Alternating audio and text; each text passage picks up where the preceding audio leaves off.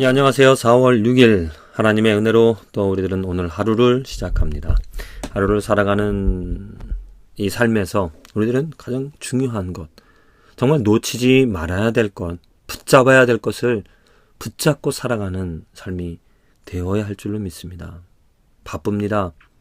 이것도 해야 되고 저것도 해야 되고 이것도 할 수 있고 저것도 할 수 있고 이렇게 시간을 보낼 수 있고 저렇게 시간을 보낼 수도 있습니다. 이런 일도 할 수 있고 저런 일도 할 수 있습니다. 이러한 사람을 만날 수도 있고 또한 저런 사람을 만날 수도 있습니다. 그러나 삶의 축복, 또 우리가 하나님께 바라는 하나님의 은혜는 무엇이냐면 정말로 중요한 것, 내 삶에서 이 중요한 것을 붙잡고 살아가는, 헛된 것을 피하고 정말로 중요한 것을 붙잡고 살아갈 수 있는 그 은혜를 우리들은 구해야 한다는 것이죠. 무엇이 중요할까요? 어떠한 것을 우리는 붙잡아야 내 시간들을 온전히 그렇게 중요하고 또 중요한 것을 위하여 어떻게 우리들은 찾아 또 어떻게 우리는 그것을 붙잡을 수 있을까? 들어야 됩니다. 무엇이 중요한지를 생각해 봐야 됩니다. 저는 오늘 말씀을 통해서 정말 우리들의 삶에서 중요한 것은 이 믿음이라는 것입니다. 믿음. 믿음이 없이는 하나님을 기쁘게 할 수 없습니다. 믿음은 우리들의 삶의 추진력, 또 우리들의 삶의 키가 되어줍니다. 내 믿음, 내가 가진 믿음이 어떠한 믿음이냐에 따라서 내 삶의 방향은 정해진다라고 해도 과언이 아닐 것입니다. 내가 올바른 믿음을 가진 삶이라면 나의 삶은 성장합니다. 변화되어집니다. 점점 더 거룩해집니다. 그러나 내가 가진 믿음이 잘못된 믿음이라면 변화가 없습니다. 성장함이 없습니다. 그래서 우리들은 오늘 내가 오늘 어떠한 믿음을 가지며 살아가고 있는가, 이거를 체크해 봐야 되죠. 이건 정말 마치 공수부대 훈련을 받는 그 병사가 낙하산이 제대로 메어져 있는지 그걸 체크하는 것과 같을 것입니다. 만일 낙하산이 펴지지 않는다면, 내가 체크하지 않고 잘못된 것인 줄 모르고 그냥 뛰어내린다면 자살 행위입니다. 체크해보며 잘못된 것이 있으면 고쳐나가는, 그래서 바른 믿음으로 말미암아 내가 정말 하늘에서 뛰어내려도 다치지 않는, 안전하게 내려올 수 있는 그것을 우리가 경험할 수 있는 것이죠. 어떠한 믿음을 가지고 계십니까? 또 어떠한 믿음을 가지려고 하십니까? 이 믿음은 들음에서 납니다. 들음은 그리스도의 말씀이라고 했습니다. 엉뚱하게 사람의 말을 듣고 사람의 가르침을 받아 잘못된 믿음을 갖기보다 믿음은 선물, 하나님께서 주시는 것이잖아요. 하나님의 선물입니다. 그 선물이 어디로 나오는가? 하나님의 말씀으로 나온다는 거죠.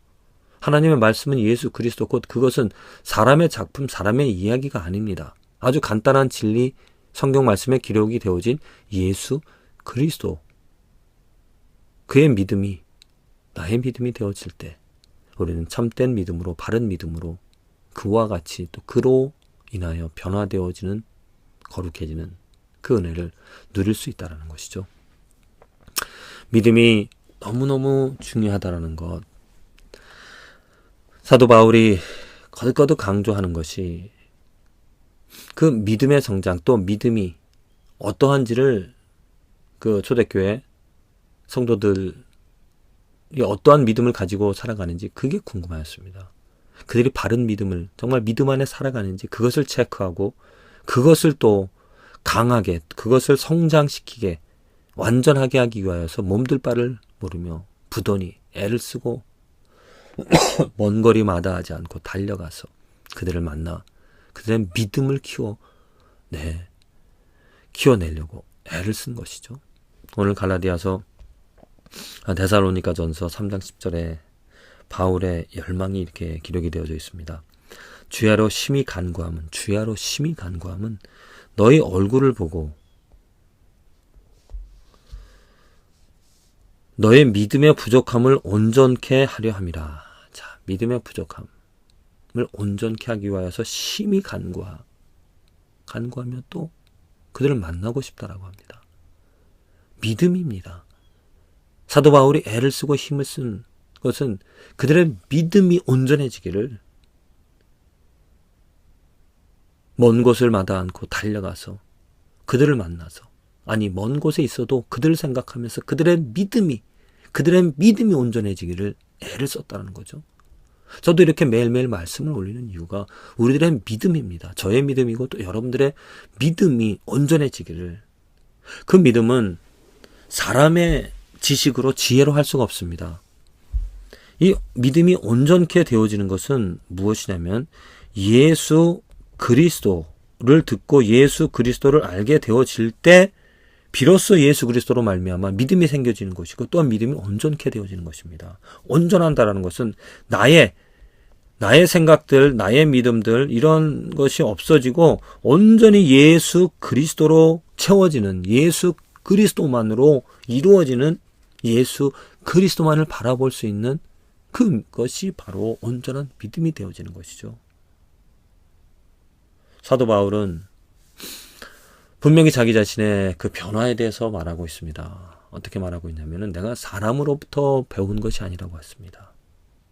사람으로부터 이 복음을 들은 것이 아니라 예수 그리스도로부터 복음을 전해 들었다고 했습니다. 그 예수 그리스도에게 들었기 때문에 완전하고 순수한 그러한 지식, 그러한 지혜가, 그러한 믿음이 그에게 들어간 것이죠. 그것처럼 다른 사람들이 자기에게 예수 그리스도가 나타나셔서 그 믿음을 주시면서, 온전한 믿음을 주시면서 사람들에게 무엇을 하라고 하셨냐면 예수님께서 그 믿음을 전하라고, 그 예수 그리스도를 전하라고 했던 것입니다. 그래서 지금 사도 바울은 성도들에게 뭐 이것을 해라 저것을 해라 이렇게 해야지 뭐 된다 그것이 아니라 저들에게 믿음이 생겨지도록 예수 그리스도를 말하는 것이고요. 또한 믿음이 온전해지도록 예수 그리스도를 전하며 살아가는 것입니다. 그렇습니다.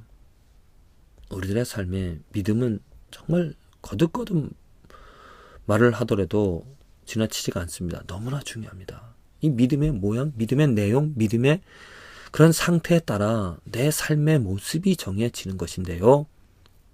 그 믿음을 완전하게 하는, 온전케 하는, 믿음이 변화되어지는, 믿음이 성장하는 그 삶이 우리에게 필요합니다. 그 길은 다른 것이 아닙니다. 예수 그리스도를 아는 것이죠. 예수 그리스도가 누구인지 예수 그리스도를 알고 배우며 살아갈 때 예수 그리스도는 하나님의 영광입니다. 그 영광이 육신을 가지고 이 땅에 오셨다는 거죠. 우리가 똑같이 생각하고 말하고 먹고 마시며 살아가는 육체를 가지셨던 그런 하나님이셨습니다.